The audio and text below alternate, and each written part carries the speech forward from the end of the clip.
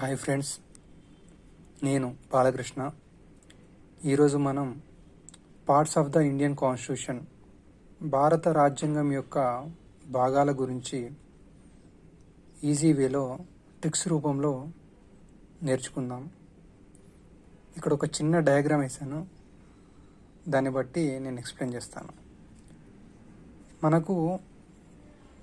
మనం నివసించాలంటే ముందుగా మనకు ఒక ల్యాండ్ అనేది కావాలి, భూభాగం అనేది.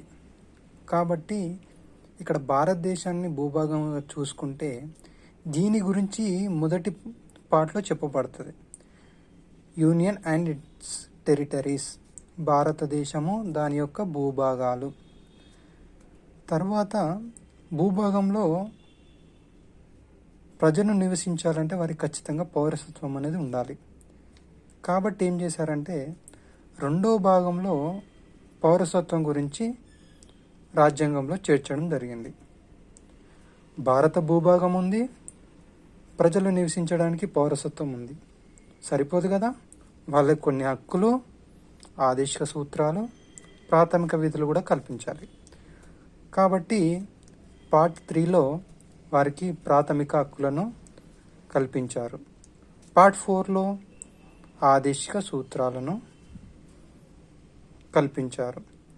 పార్ట్ 4A, ఇక్కడ ఏ అని ఎందుకు ఇచ్చాడంటే, ఇక్కడ 51A అనేది ఎందుకు ఉందంటే, ఎప్పుడైనా గుర్తుపెట్టుకోండి, రాజ్యాంగంలో క్యాపిటల్ ఏ కానీ స్మాల్ ఏ కానీ నెంబర్ పక్కన ఉంటే అది రాజ్యాంగ సవరణ చట్టం ద్వారా యాడ్ చేశారని గుర్తుపెట్టుకోండి. అది ఒరిజినల్ కాన్స్టిట్యూషన్లో లేదన్నమాట. సో ఈ 1 నుంచి 4A వరకు భారతదేశ భూభాగము, ప్రజలు, వారికి కల్పించే హక్కుల గురించి మాట్లాడతాం. ఇది ఒక సెక్షన్ అనుకోండి మీరు. నెక్స్ట్, భారతదేశ ప్రజలు ఉన్నారు, వారిని పరిపాలించడం కోసం ఈ యొక్క ఇంత పెద్ద వ్యవస్థ నడపడానికి ప్రభుత్వం అనేది కావాలి. సో మన భారతదేశం అనేది 3 అంచెల వ్యవస్థ. అంటే కేంద్ర ప్రభుత్వము, రాష్ట్ర ప్రభుత్వము, పంచాయతీరాజ్ వ్యవస్థ. సో 5వ భాగంలో కేంద్ర ప్రభుత్వం గురించి చేర్చడం జరిగింది. 6వ భాగంలో రాష్ట్ర ప్రభుత్వం గురించి చేర్చడం జరిగింది.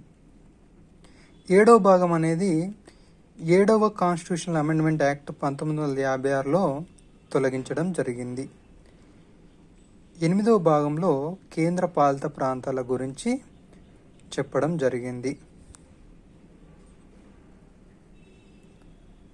అదేవిధంగా పార్ట్ 9లో పంచాయతీల